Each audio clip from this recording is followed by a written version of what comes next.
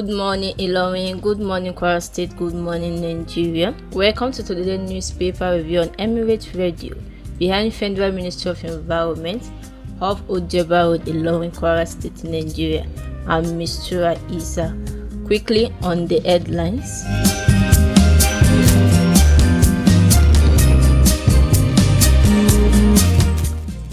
Newspaper we are looking into this morning is the Punch newspaper, the Daily Post newspaper, the Daily Trust, and the Vanguard newspaper.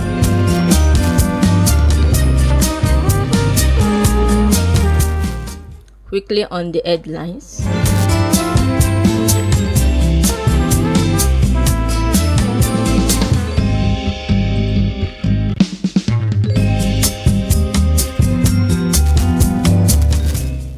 LLC suspend nationwide protest against telecom tariff hike.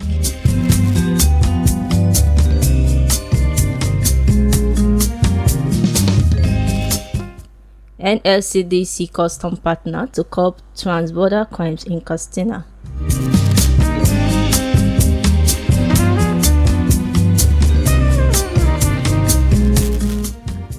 Northwest governor promised to address unemployment insecurity.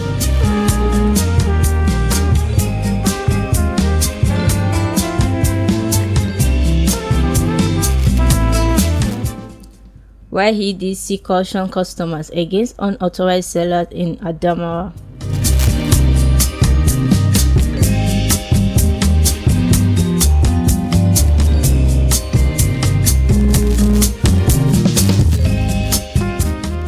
Art, culture, tourism sector to generate $100 billion by 2030.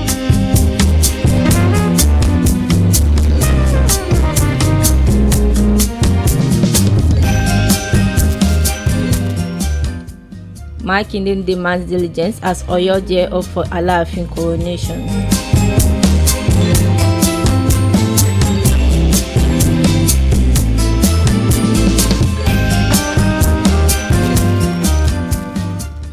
Igodalo closes case against Okpabolo.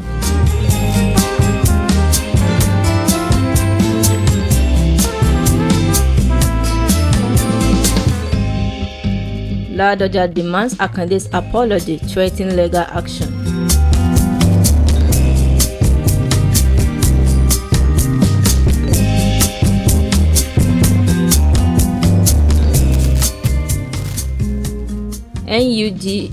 NULDE cautions CBN against colliding with governors, may hire auditors.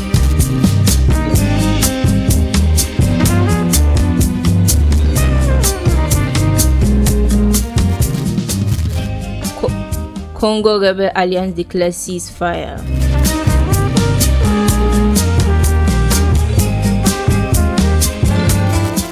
Let's take a look at the stories making headline on Nigerian newspapers.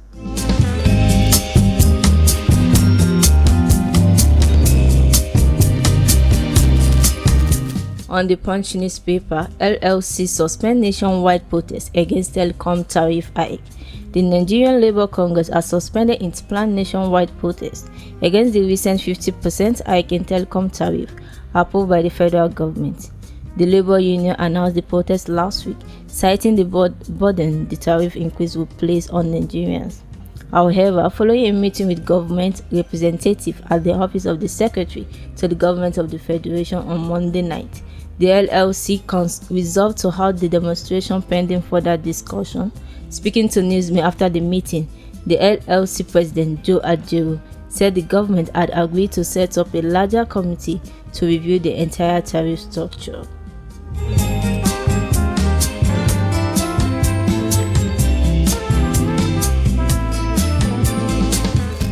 Still on Punch, NLCDC custom partner to curb transborder crime in Katsina.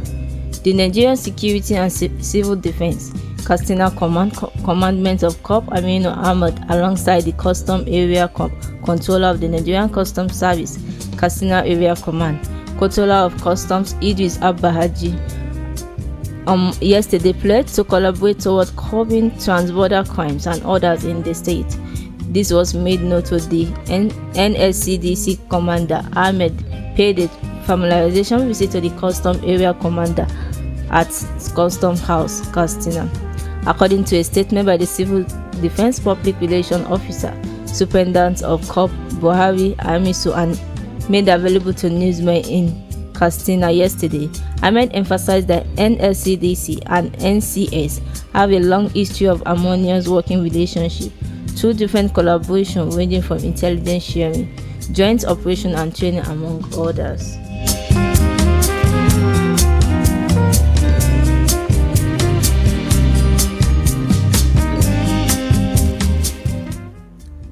Northwest governors promise address unemployment insecurity. The Northwest Governors Forum has promised to address the menace of out-of-school children, poverty and youth unemployment within the region. The governor made the promise yesterday during a meeting with senior United Nations officials at the African Development Bank to advance the top development initiative in the region at the Katsina House, Abuja. This was contained in a statement by Ibrahim Muhammad, the Chief Press Secretary to the Katsina State Governor and the Chairman of the Forum, Dikko Rada, who made this known to newsmen in Katsina yesterday.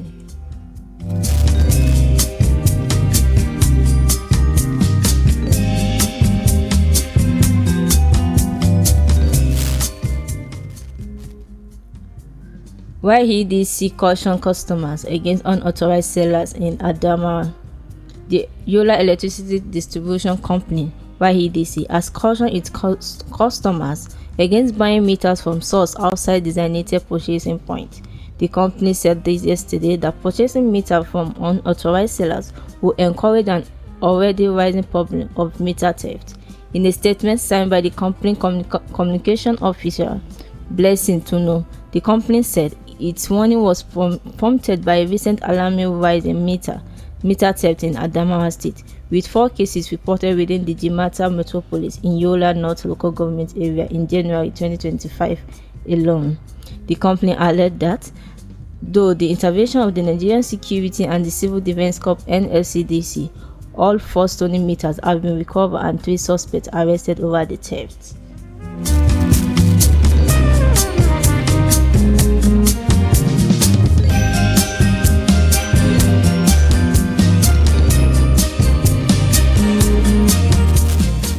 On Daily Post, art, culture, tourism sector to generate $100 billion by 2030.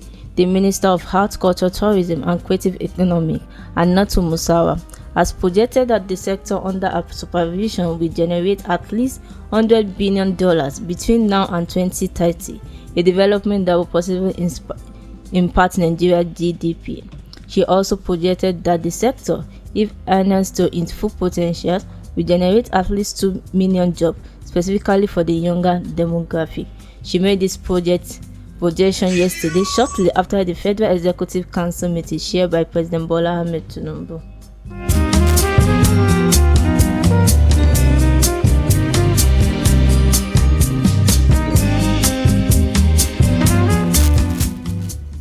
And on Punch newspaper, Makinde demand diligence as Oyo jail for Alaafin coronation. The Oyo State government yesterday inaugurated a committee for the coronation of Oba Akim Uwade as the new Alaafin of Oyo. In a statement issued yesterday from the Office of the Commissioner for Information and Retention, Dr. Oyelade said Governor Seyi Makinde expects everyone involved in the coronation to be diligent and show maximum support for the success of the event. It revealed that the coronation committee and its inaugural meeting proceeded over the Commissioner for Local Government and Chieftaincy Matters at Demola Ojo. The inauguration marked the beginning of preparation for the traditional coronation ceremony, which will strictly follow the customs and tradition of the Oyo people.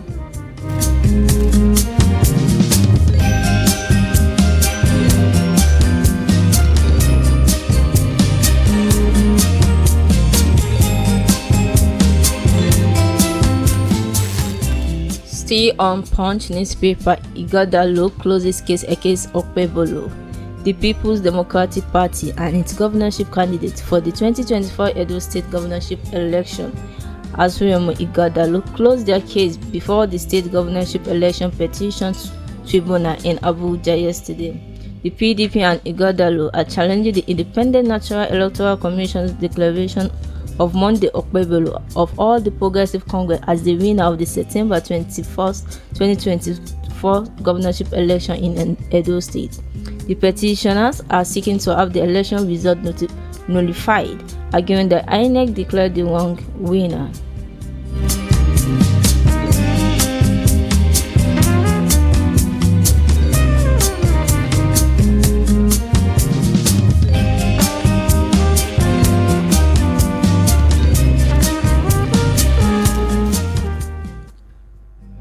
Still on the Punch newspaper, Ladoja demands Akande's apology, threatening legal action.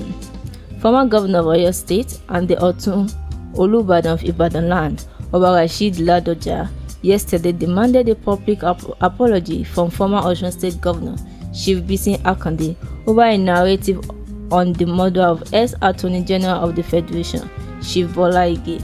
Ladoja, who addressed newsmen at his residence on Ondo Street at Bodija in Ibadan, said Akande must withdraw his claim and apologize or be ready to face legal actions.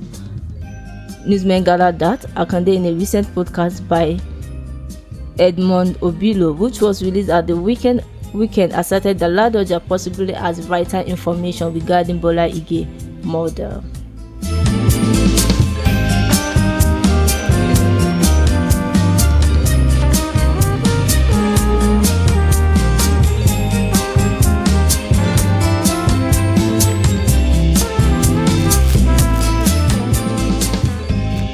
Stay on point.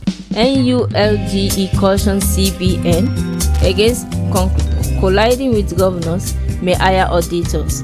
The National Union of Local Government Employees has warned the Central Bank of Nigeria against aiding state governors in undermining the financial autonomy of local government councils, following report that the Apex Bank has refused to open accounts for council over alleged non-compliance with auditing requirements. Speaking with newsmen yesterday, the NULGE National President Hakeem Ambali dismissed claim that local government have failed to provide 2 years of audited accounts, insisting that no council in the country lack at least 3 years of audited financial records.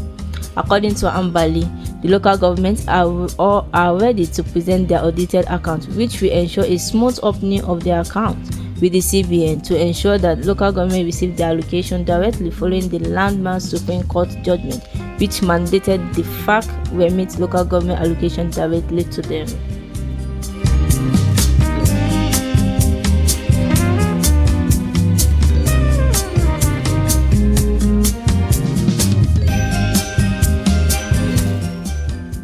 And on Daily Post, Congo Rebel Alliance declares ceasefire. The Eastern Congo Rebel Alliance, that included M23, has declared a ceasefire for humanitarian reasons starting on February 4. The group, known as the Congo River Alliance, made this announcement in a statement yesterday. The group said it had no intention of capturing Bukavu, South Kivu provincial capital, after seizing Congo's largest eastern city, Goma, last week. In an official communique issued on February 3rd, the M23 claimed that the ceasefire was in response to the humanitarian crisis caused by the Kinshasa regime, while retaliating its commitment to protecting civilians in areas under its control.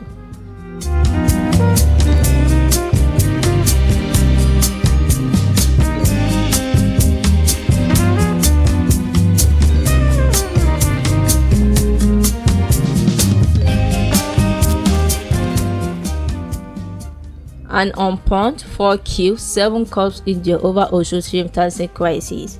The SRK Central Union, a group of indigents of SRK in Osun State, yesterday alleged that some assassinating police uniform had invaded the town and shot dead 4 residents, leaving many others injured. In some footage obtained from some SRK residents, 5 people were shown drenched in blood after allegedly being shot by the assassinate. But the state police command, having denied shooting residents of the SRK, said 7 police operatives were shot and injured by some by some yet to be identified assassinates while traveling to the community to cure the crisis.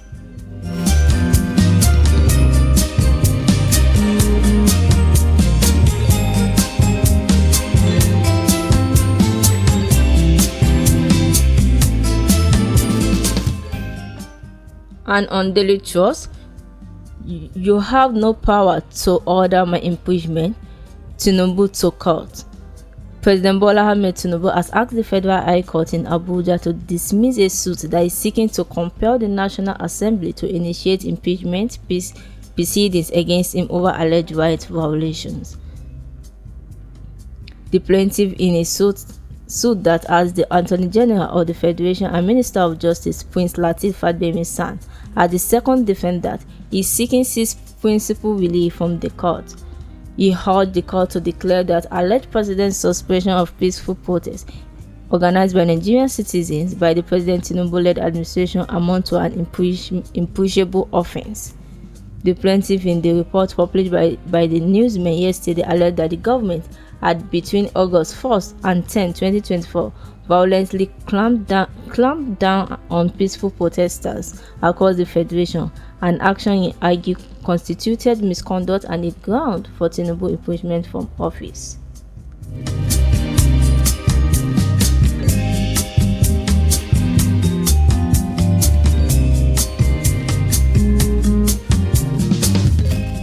And on Punch newspaper, LLC halt protest as federal government plans review panel. The Nigerian Labour Congress has suspended its planned nationwide protest against the recent 50% hike in telecom tariff approved by the federal government. The Labour Union aborted the plan rally scheduled for today, following a meeting with the government representative at the office of the Secretary to the Government of the Federation in Abuja. The telecom regulator, the Nigerian Communication Commission, had defended the 50% tariff increase, citing rising operational costs driven by inflation, foreign exchange fluctuations, and higher energy expenses. In a statement, the regulator said the adjustment was in line with its mandate under the Nigerian Communication Act 2023 to ensure the financial sustainability of the telecom sector.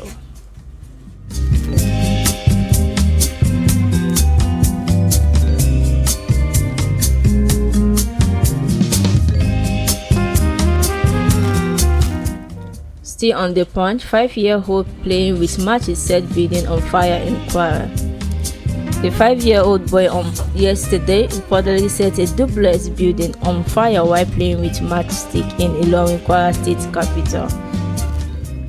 One of the rooms in the duplex was completely burnt and property destroyed before men of the state fire service arrived at the scene to rescue the building from complete destruction. An eyewitness told newsmen.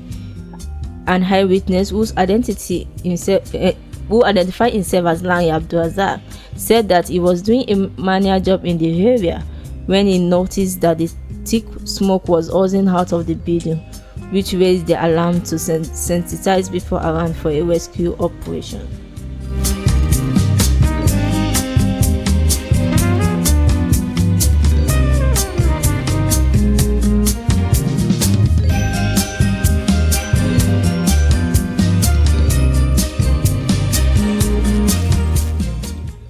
Government shut FCT illegal clinic. The Private Health Establishment Registration and Monitoring Committee has shut down unregistered clinic operating in Kabua in the Gombe community of Kuje Area Council of the Federal Capital Territory. In a statement sent by the Senior Special Advisor on Public Communication and New Media to the FCT Minister, Larry Olayinka, yesterday, the FCT Minister Nyesom Wike announced zero tolerance for illegal health facilities in the state. According to the statement, a certain Mr. Saibu, who introduced himself as the health worker managing the illegal clinic, was handed over to the Kuje police station.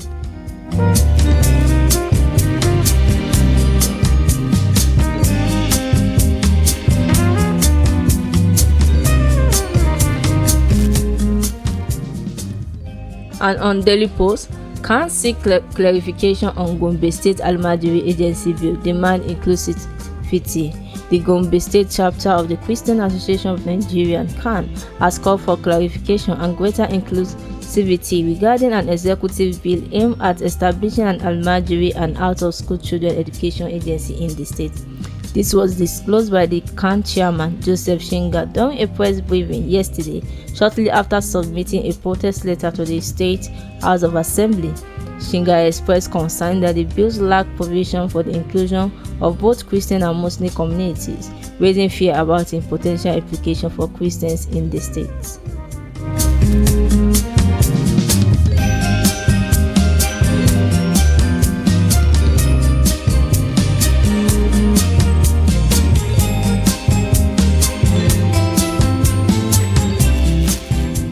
And on Punch, INEC to pay 1.12 billion to family of man killed by driver. The Federal High Court in Abuja has ordered the Independent National Electoral Commission to pay 1.12 billion in compensation to the family of one Mike Madu killed by an INEC driver in Imo State. Justice Inyaho Ekwe, in a judgment on Friday, ordered INEC to pay the 1.12 billion with 10% interest per annum from the date of judgment until the final or full payment is made. In addition, the judge ordered INEC, its chairman, Professor Yakubu Mahmood, and other defendants to send a letter of condolence to the late Modu's family.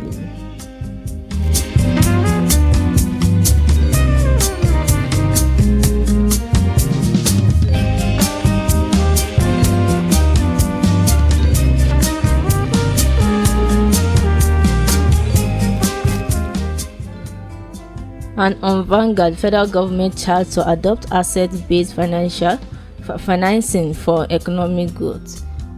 At the backdrop of the plan by the federal government of Nigeria to grow a country economy to a $1 trillion value by 2030, the government has been advised to adopt asset-based financial model to replace the output-based approach it currently uses. Renowned economist and chief executive officer of Economic Associates, Dr. Ayo Teriba, who gave the advice in a keynote address at the 2025 Economic Outlook event organized by the Association of Corporate Treasurers in Nigeria, highlighted Nigeria's vast but underutilized assets which could be used to attract significant foreign direct investment if properly monetized.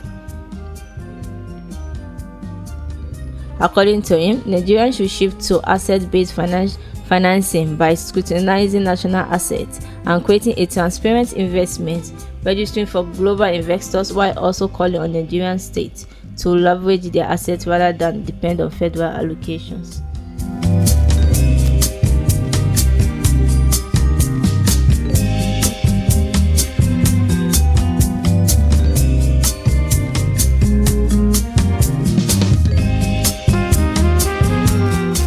On Punch newspaper, impeached South Korean President Yoon in court again for hearings on removal.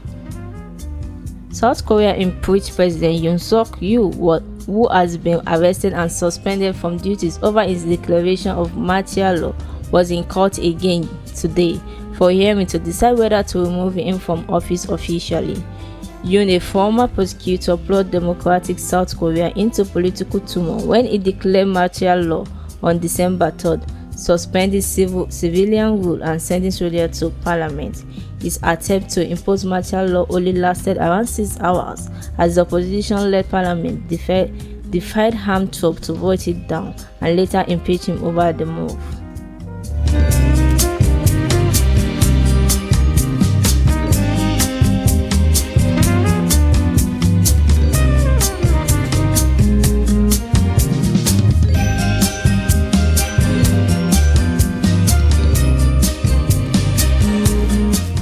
And lastly, 17,000 apply for Abia teaching jobs. The Abia state government revealed yesterday that over 17,000 applicants applied for the recently advertised teaching position in primary and secondary school across the state. It also announced that a target of 120 billion in internally generated revenue for the year The Commissioner for Information, Oke Kano, disclosed this yesterday while briefing newsmen on the outcome of the State Executive Council meeting chaired by Governor Alex Otti. He noted that last week the Minister of Basic and Secondary Education provided details of the online recruitment portal for teachers.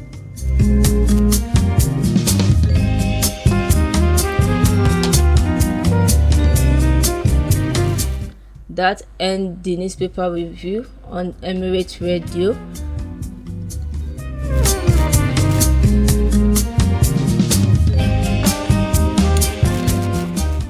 Grab the newspapers for more details. I am Misturah Issa. Thanks for listening and have a lovely day.